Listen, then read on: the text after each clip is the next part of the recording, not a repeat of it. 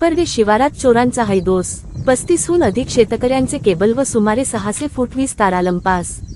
महावितरण व पोलिसांच्या दुर्लक्षामुळे शेतकरी संकटात।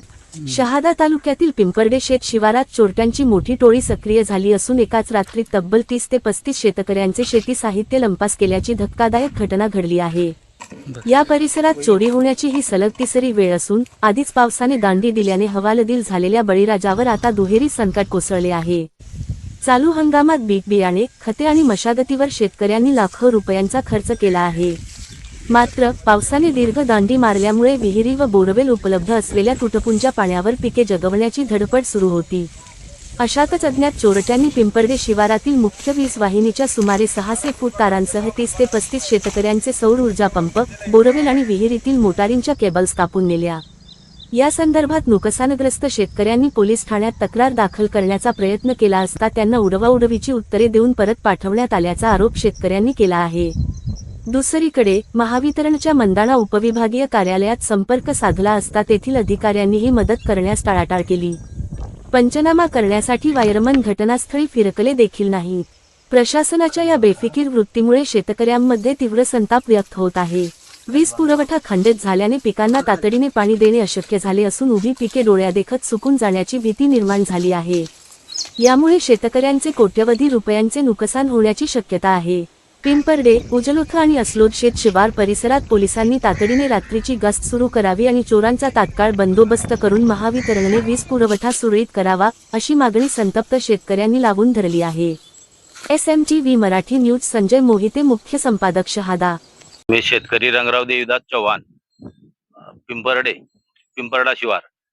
आमच्या शेतातल्या विहिरीतल्या केबल गेलेल्या आहेत, कोणाची मोटर गेलेली आहे, भरपूर नुकसान झालेलं आहे। तर आम्ही अधिकाऱ्यांकडे गेलो मंदाण्याला, तर ते उडवाउडवीचे उत्तर देतात। पोलीस स्टेशनला गेलो, ते पण तसं सांगतात, तुम्ही सांभाळा, तुमची वस्तू आहे तुम्ही सांभाळा।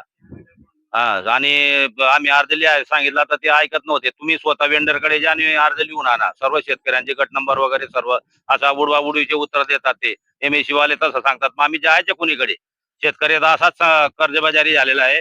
असे भांडवल, लाखोचे भांडवल टाकून उत्पन्न नाही, परत पाऊस बरोबर येत नाही वेळेवर। आता मेन लाईनचे पण तार उतरून घेऊन गेलेले आहेत। दिवसभर राब करतो, रात्री किती सांभाळणार शेतकरी? कुठे कुठे लक्ष देणार? 3 वेळेस केबली कापून घेऊन गेले, कोणाच्या जलपर्या काढून घेऊन गेलेल्या आहेत, कोणाचे गुरंढोरं सोडून घेऊन जातात। शेतकरी कुठे कुठे लक्ष देणार? शेतकरीला आत्माशिवाय पर्याय नाही।